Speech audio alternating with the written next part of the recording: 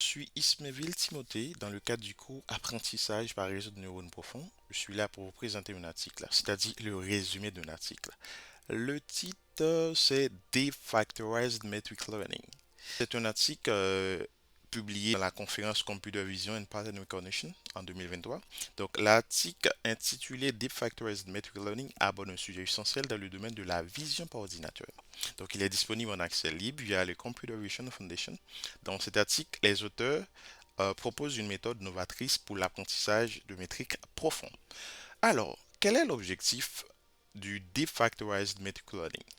L'apprentissage d'une métrique de similarité généralisable et complète est fondamental pour de nombreuses tâches de vision par ordinateur.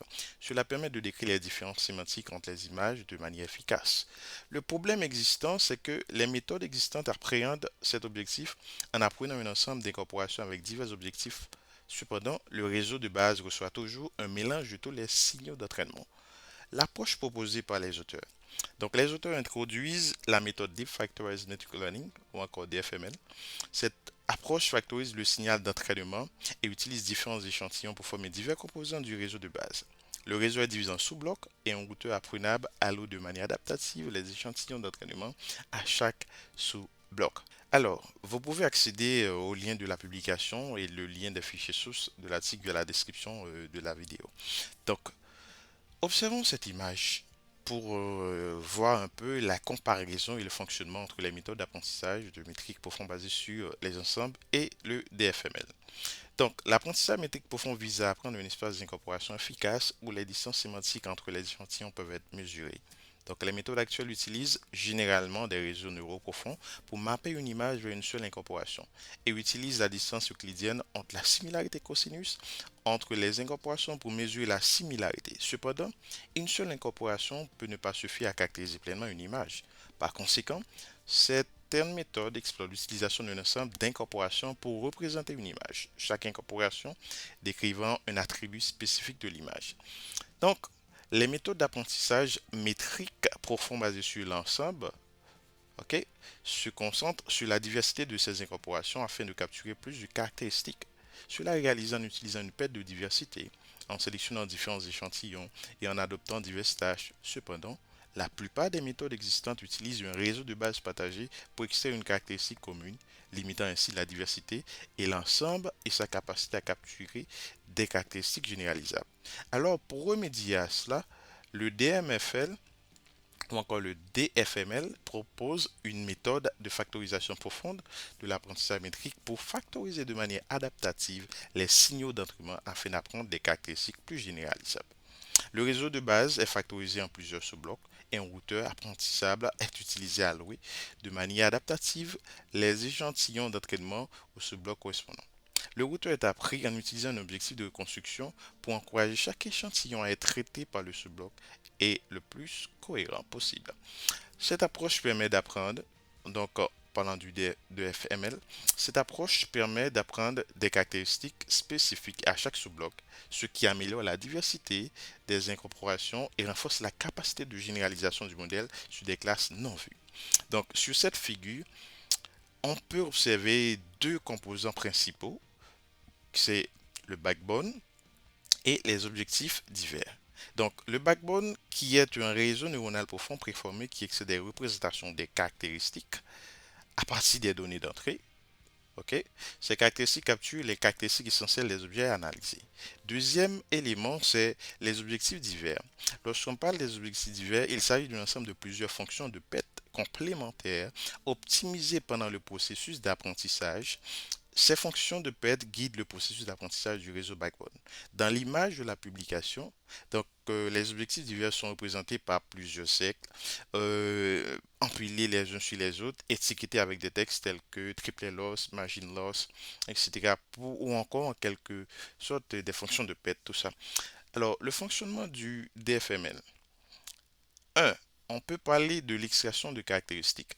Par exemple, les données d'entrée, ici on peut observer des images d'oiseaux, de voitures, peuvent être des images ou d'autres types de points de données sont introduits dans le réseau Backbone. Ce réseau traite les données et génère des représentations numériques et encapsule les caractéristiques importantes de l'entrée.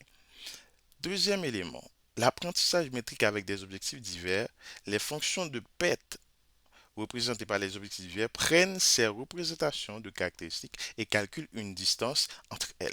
Idéalement, la distance entre des objets similaires devrait être faible, tandis que la distance entre les objets dissemblables devrait être grande, en optimisant plusieurs fonctions de PET compréhensibles ou encore de PET complémentaires. Le DFML vise à atteindre cet objectif plus efficacement qu'en utilisant une seule fonction de PET. Fonction de PET courant qu'on peut parler du DFML, c'est le triplet loss, c'est le margin loss. En combinaison ces différentes fonctions de PET, le DFML vise à apprendre des représentations des caractéristiques qui conviennent bien à des tâches telles que la recherche d'images, les systèmes de recommandation et la reconnaissance d'objets. Alors, brièvement, quelles sont les applications pratiques de cette méthode? La méthode Deep Factorized Metric Learning, ou encore DFML, a des applications pratiques dans le domaine de la vision par ordinateur. Elle peut être utilisée dans la recherche d'images similaires, dans le clustering d'images, dans la détection d'anomalies, dans la classification d'images, dans la segmentation sémantique. Donc, dans la recherche d'images similaires, le DFML permet d'apprendre une métrique de similarité qui peut être utilisée pour trouver des images similaires. Par exemple, dans les moteurs de recherche d'images, elle peut aider à récupérer des images similaires à une requête donnée. Le clustering d'images, en utilisant la métrique apprise par DFML, il est possible de regrouper des images similaires dans les clusters. Donc, la détection d'anomalies, le DFML peut être utilisé pour détecter des anomalies dans des images. Par exemple, dans la surveillance de la sécurité, elle peut aider à identifier des comportements inhabituels ou des objets suspects. Dans la classification d'images, la métrique apprise par DFML peut améliorer les performances des modèles de classification d'images. Elle peut être utilisée pour classer des images en différentes catégories. Donc, dans la segmentation, elle peut également être appliquée à la segmentation sémantique où il est important de mesurer la similarité entre différentes régions d'une image. Les limites du Deep Factorized Learning Metric Learning peuvent inclure donc, la complexité computationnelle, donc c'est-à-dire comme DFML factorise le réseau en sous-bloc et utilise un routeur apprenable, cela peut entraîner une complexité computationnelle accrue. La sensibilité aux hyperparamètres, donc comme pour de nombreuses méthodes, l'apprentissage profond des FML dépend de divers hyperparamètres. Troisièmement, l'exigence de données d'entraînement. Pour obtenir des performances optimales, des FML nécessitent un ensemble de données d'entraînement suffisamment grand et diversifié. Quatrièmement, c'est l'interprétabilité. La factorisation du réseau et l'utilisation de routeurs apprenables peuvent rendre des FML moins interprétables. Cinquièmement, la spécificité de l'application.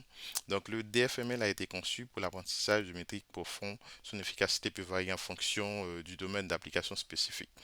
En résumé, on peut dire que l'apprentissage d'une métrique de similarité généralisable et complète pour décrire les différences sémantiques entre les images constitue la base de nombreuses tâches de vision par ordinateur. On peut observer clairement que les différents apports du DFML et bénéfices sont encore avantages. On peut constater que le DFML proposé atteint des performances de pointe sur trois références d'apprentissage de métriques profondes, notamment le Cube 200 2011, le K96 et Stanford Online Product. Les auteurs généralisent le DFML à la tâche de classification d'images sur ImageNet, etc. Donc, on peut dire également que le ImageNet, qui est une base de données d'images très utilisée pour l'apprentissage profond, elle considère des millions d'images réparties en différentes catégories. Par exemple, des chats, voitures, avions, etc. Donc, on peut dire que cette métrique permet d'obtenir moins 24% flop, c'est-à-dire signifie que la charge de calcul nécessaire pour exécuter le modèle Vision Transformer B a été réduite de 24%. Puis, en d'autres termes, le modèle est plus efficace en termes de puissance de calcul et 0,2% de précision, c'est-à-dire que le rapport à une version précédente du modèle Vision Transformer B, les performances ont été améliorées de 0,2% en termes de précision. Autrement dit, le modèle est maintenant plus précis dans la classification des images. En résumé, le modèle Vision Transformer B a été optimisé pour être plus précis tout en réduisant la charge de calcul nécessaire pour son fonctionnement. Voilà un peu de mots, un résumé de l'article scientifique Deep Factorized Metric Learning. Merci de votre attention.